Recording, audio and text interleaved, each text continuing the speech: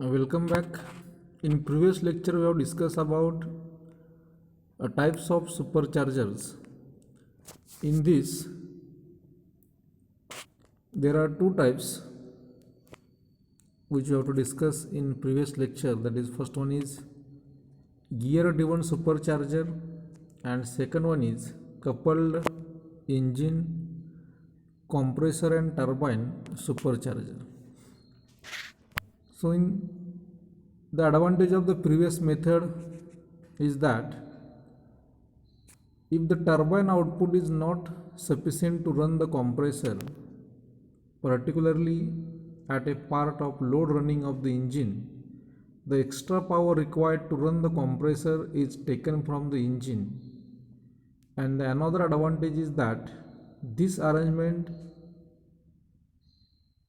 the excess power developed by the turbine over the compressor power,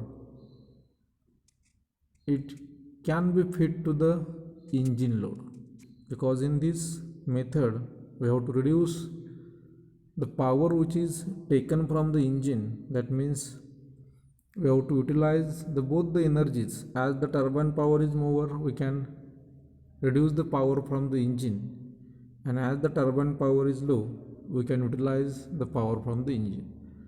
So this is the advantage of the previous method. Now the next method is gear driven supercharger and free turbine. So in this method, or this method is somewhat similar to the first method, that is gear driven supercharger, but in this method the additional part is use of the turbine. So in this method, the thermal efficiency of this plant depends on the boost pressure. So in this method, engine output shaft power is given to the compressor with the help of gear and pinion arrangement. As engine starts, compressor get run, surrounding air or charge get pressurized and supplied to the engine through this intercooler, and the engine exhaust is directly fed to the turbine.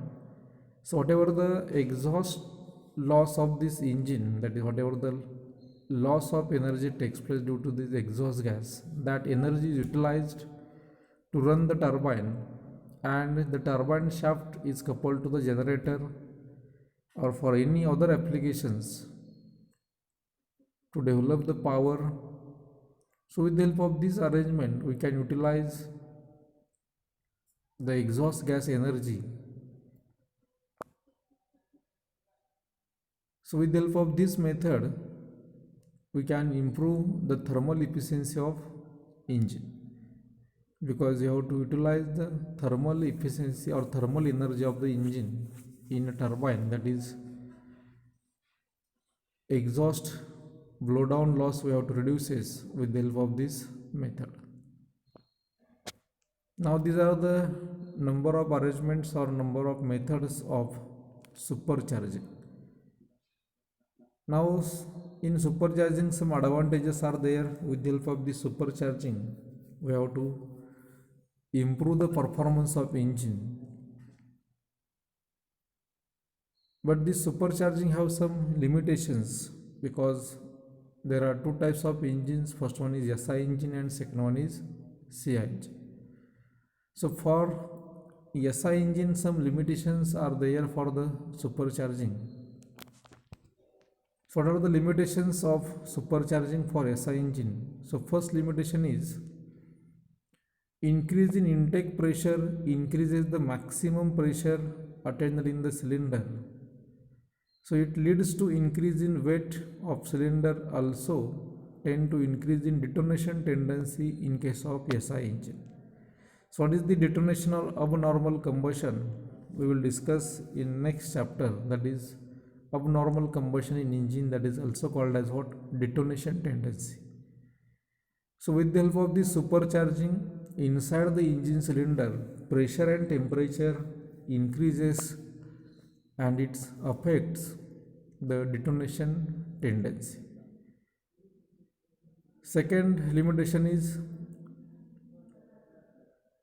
so with the help of this supercharging, as there is a peak pressure or high pressure inside engine cylinder, it increases the frictional loss of the engine. So as there is a more pressure inside engine cylinder, always there is a more friction, so the friction loss increases.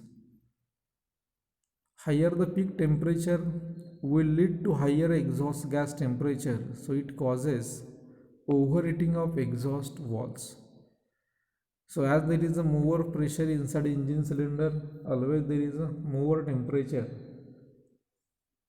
So as the temperature is more, the overheating of engine components takes place, like exhaust valves, inlet valve. So overheating of these valves takes place.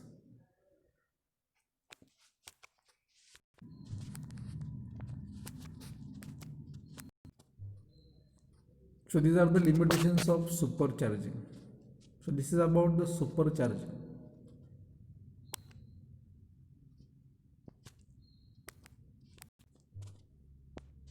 Now the next point is turbocharging.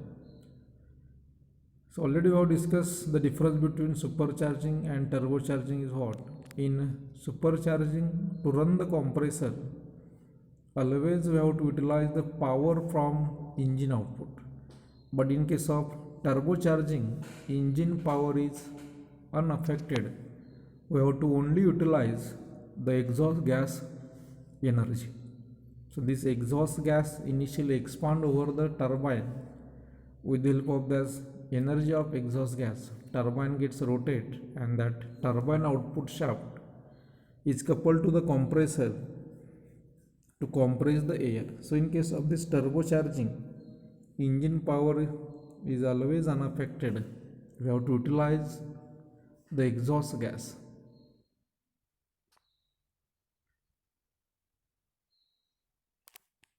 So due to this advantage of this turbochargers are extensively used nowadays for supercharging of all type of 2-stroke and 4-stroke engines.